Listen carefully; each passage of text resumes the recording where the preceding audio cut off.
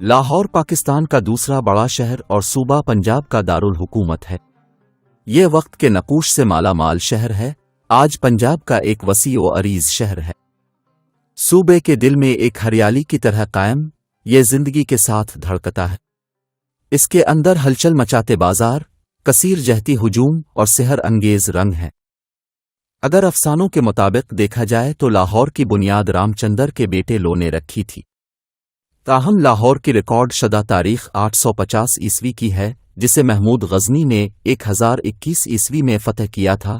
اسے سندھ کے مشرق میں غزنوی کا دار الحکومت بنایا گیا تھا، جس میں شاندار قلعہ، باغات، مقبرے، مساجد اور پویلین لاہور مغل شہزادوں کا بہت زیادہ مرہون منت ہے، کیونکہ یہیں شاہ جہاں نے شالیمار گارڈن بنوایا، اورنگزیب نے دنیا کی مشہور بادشاہی مسجد بنوائی، اور یہیں پر شہنشاہ جہانگیر اور اس کی پیاری بیوی نور جہاں دفن ہے۔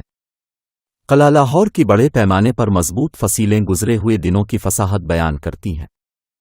اس کی اصلیت معلوم نہیں ہے، تاہم مغل شہنشاہ اکبر نے اسے ایک نئی شکل دی اور اسے بے صغیر کے سب سے شاندار قلعوں میں سے ایک بنا دیا۔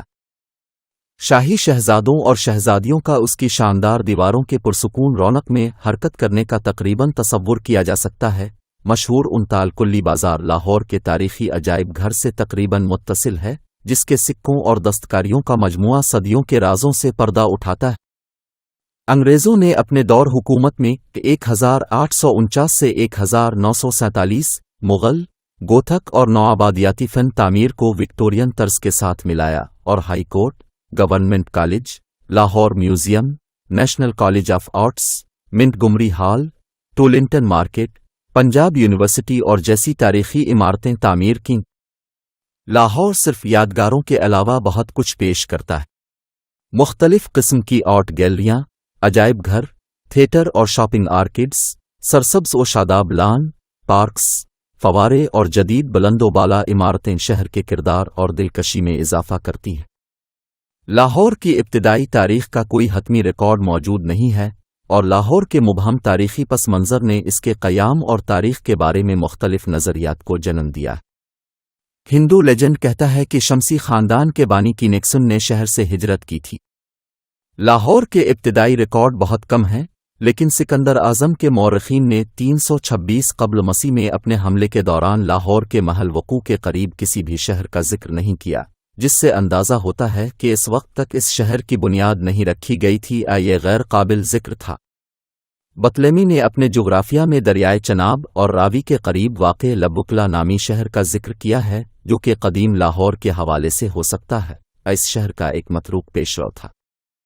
چینی زائرین ژونزانگ نے ایک بڑے اور خوشحال بے نام شہر کی واضح وضاحت کی جو کہ لاہور ہو سکتا ہے۔ جب اس نے 630 عیسوی میں ہندوستان کے دورے کے دوران اس خطے کا دورہ کیا، نے شہر کو اس وقت ٹانک کے دور میں ایک عظیم برہمن شہر کے طور پر بیان کیا۔ پہلی دستاویز جس میں لاہور کا نام کے ساتھ ذکر کیا گیا ہے وہ حد العالم دنیا کے خطے ہے، جو 982 عیسوی میں لکھی گئی، جس میں لاہور کا ذکر ایک ایسے قصبے کے طور پر کیا گیا ہے جس میں متاثر کن مندر، بڑے بازار اور بڑے باغات تھے۔ لاہور، جو پہلے ایک قصبہ تھا، سب سے پہلے 11ویں صدی میں صوفی سنت علی الحجویری کے دور میں ایک قابل ذکر شہر کے طور پر ابھرا۔ 11ویں صدی میں غزنی کے غزنوید سلطان محمود کے ذریعے لاہور پر قبضہ کرنے سے پہلے کے چند دیگر حوالہ جات باقی ہیں۔ اس دوران لاہور نے کابل شاہی سلطنت کے آنند پال کے تحت شمال مشرقی پنجاب کے دارالحکومت کے طور پر کام کیا۔ لاہور کی تاریخ میں پہلی بادشاہی سلطنت مورہ سوری سلطنت کی تھی، جس کے بادشاہ شیر شاہ سوری نے لاہور کو اپنی راجدھانی بنایا تھا۔ انہوں نے شہر کو ایک اہم تجارتی اور ثقافتی مرکز بنایا۔ مغربی راجاؤں کے دور میں بادشاہ شیر شاہ تغلق تمور نے لاہور کو اپنی سلطنت کا حصہ بنایا۔ انہوں نے لاہور کو اپنی سلطنتی عاصمہ بنایا اور شہر کی تاریخ میں اہمیت اختیار کی۔ مغربی راجاؤں کے بعد مغربی مغل بادشاہ جہانگیر نے لاہور کو اپنی سلطنت کا دارالحکومت بنایا۔ انہوں نے شہر کو تجارتی اور ثقافتی مرکز کے طور پر بڑھایا اور مشہور مینارہ جہانگیری کی تعمیر کروائی۔ یہ تنظیمیں اور بادشاہوں نے لاہور کو اپنی حکومت کا دارالحکومت بنایا اور شہر کی تاریخی اور تجارتی اہمیت کو بڑھایا۔ سلطان ماموڈ کے دور سے پہلے بھی لاہور میں حکومت کی تاریخ ہے جو مختلف سلطنتوں کے زیر اختیار رہی۔